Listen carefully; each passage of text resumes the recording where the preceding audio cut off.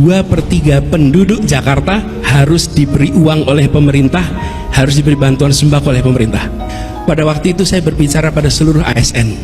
Sekarang ini ada uang nilainya 1,6 triliun, mau dipakai untuk 60.000 ASN atau mau dipakai untuk menghidupi 2,4 juta keluarga di seluruh Jakarta.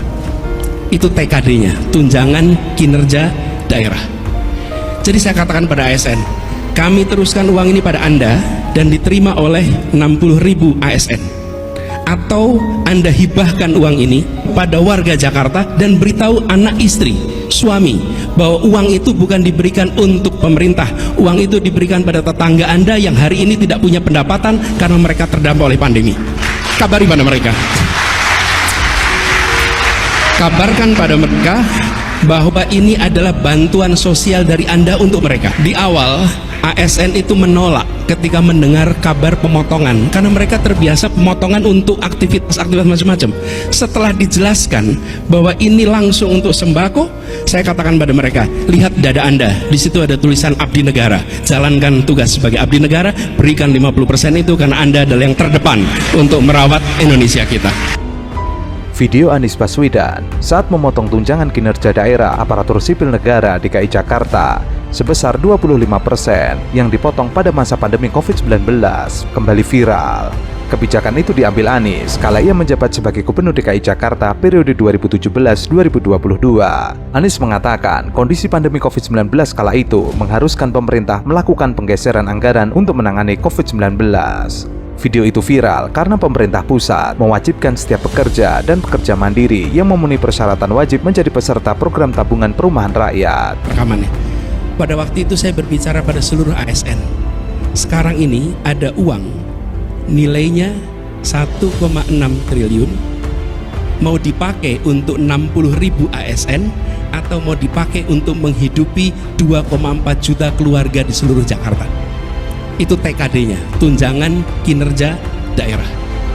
Jadi saya katakan pada ASN, kami teruskan uang ini pada Anda dan diterima oleh 60.000 ASN, atau Anda hibahkan uang ini kepada warga Jakarta dan beritahu anak istri, suami, bahwa uang itu bukan diberikan untuk pemerintah, uang itu diberikan pada tetangga Anda yang hari ini tidak punya pendapatan karena mereka terdampak oleh pandemi.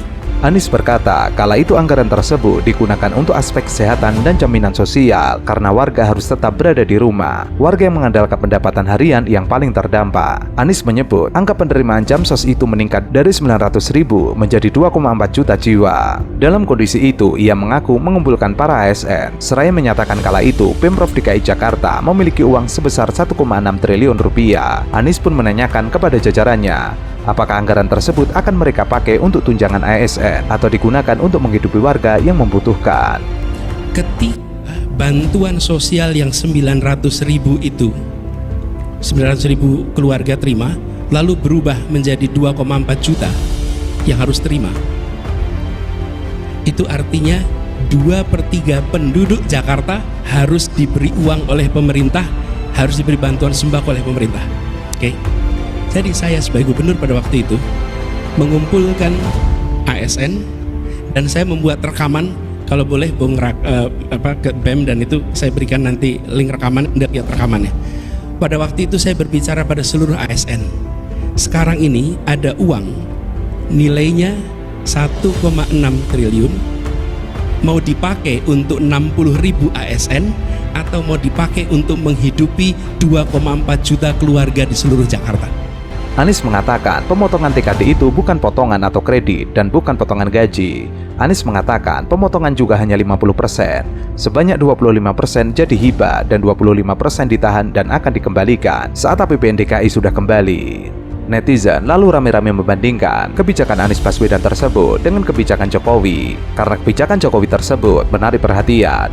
Pasalnya, tabungan perumahan itu mewajibkan potongan iuran dari gaji setiap bulan. Jumlah potongannya sendiri mencapai 3% dari total gaji para pekerja. Ya, semuanya dihitung lah. Biasa dalam kebijakan yang baru itu pasti masyarakat juga ikut berhitung, mampu atau nggak mampu, berat atau nggak berat. Seperti dulu waktu BPJS di luar yang BPI yang gratis 96 juta kan juga ramai, tapi setelah berjalan kan saya kira merasakan manfaatnya bahwa rumah sakit tidak dipungut biaya, hal-hal seperti itu yang akan dirasakan setelah berjalan. Kalau belum biasanya pro dan kontra. Menurut Jokowi, bila pro kontra muncul dari kebijakan ini, menurutnya masyarakat memang pasti akan berhitung seberapa besar gaji yang bakal dipotong.